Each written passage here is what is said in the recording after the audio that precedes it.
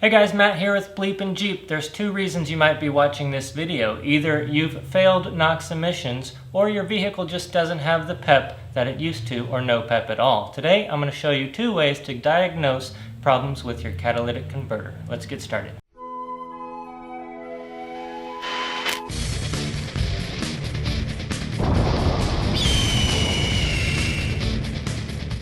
Look closely.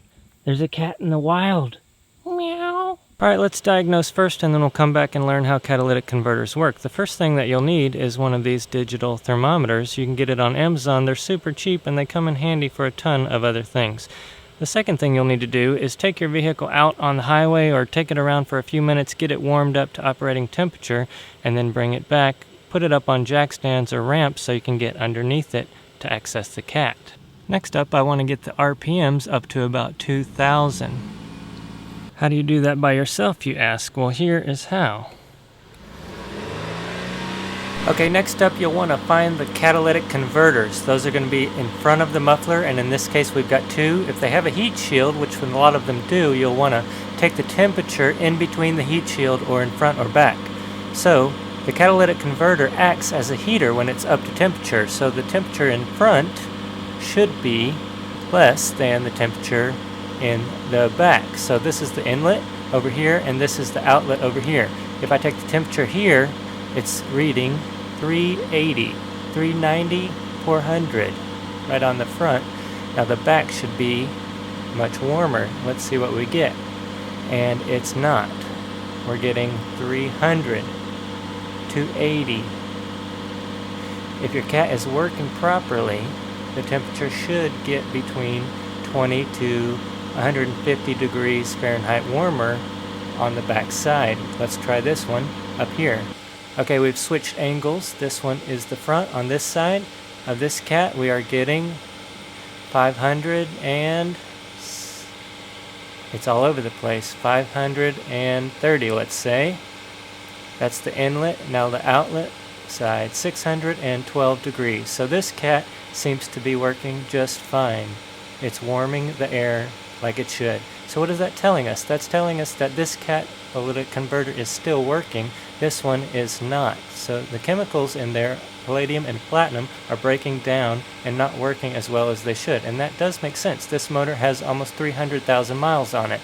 So this one needs to be looked at or replaced, whereas this one seems to be doing okay. Alright, so the temp test is great for cats failing NOx emissions or otherwise over its life expectancy, but it's not so great at telling you about a broken up or clogged cat unless it's completely clogged, in which case the temp may be extremely high, but who's to say what's extremely high if you don't have a known temperature to start with? So for the next test, we're going to use another Amazon tool, link in the description, and this is going to test if our cat is getting clogged up by testing the back pressure. This tool has a gauge on one end, a hose, and a tip on the other end. We're going to drill some holes, one before and one after the cat, check the two pressures against each other. That will determine if the cat's clogged up. After that, we'll plug the holes with these. For our tool, we need a 5/32 drill bit, and first we'll go behind the cat.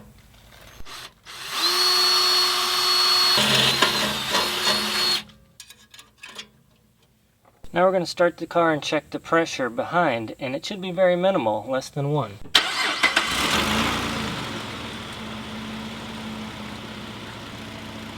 Alright, now we're going to do the same thing, but in front of the catalytic converter.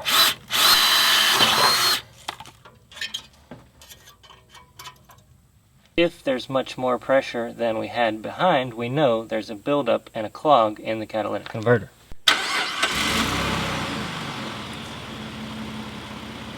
Before we finish up, let's use the plugs from this kit to patch up these holes we made.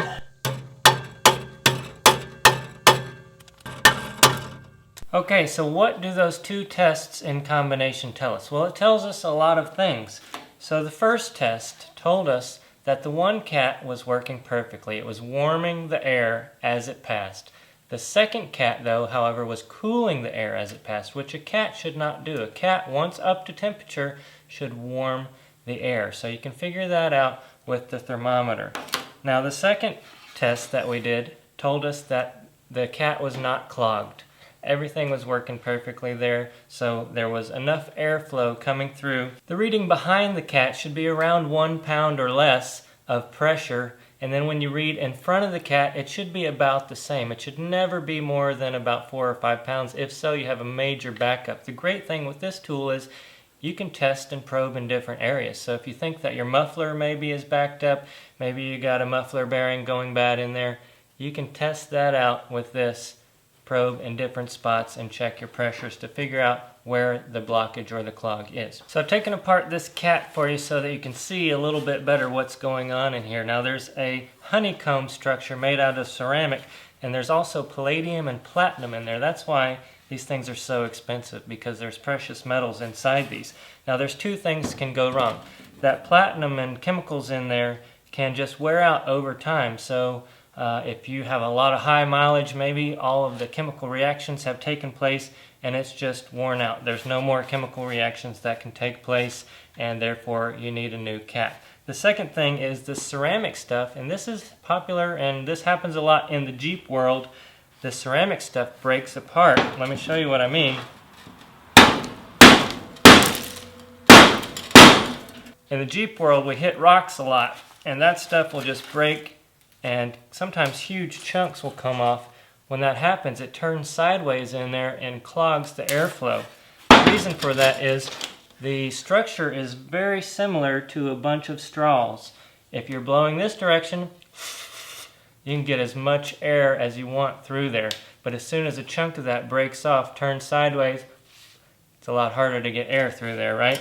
That's the same thing, just on a smaller scale inside of here. It's a lot tougher than you would think, but if you hit a big pothole or a giant rock, that's going to break off inside there. So what's something else that can cause a cat to go bad prematurely? Well, any kind of incorrect air to fuel ratio. So if you have bad O2 sensors, it's going to send the wrong fuel to air ratio through here, clog this up prematurely. Also, burning oil. If your piston rings are warped or something, if you've got a lot of oil coming out the tailpipe, it's going to clog up your cat really fast, because it just is going to clog up these holes basically. You don't want that to happen. You want these to be like straws facing this way, all the airflow coming through. Alright guys, that's our lesson for today. Thank you so much for watching. If you enjoyed the video, hit the thumbs up and subscribe. Check us out on Instagram at BleepinJeep. And if you really enjoy the videos, check us out on Patreon at patreon.com/BleepinJeep for extra perks. We'll see you in the next video.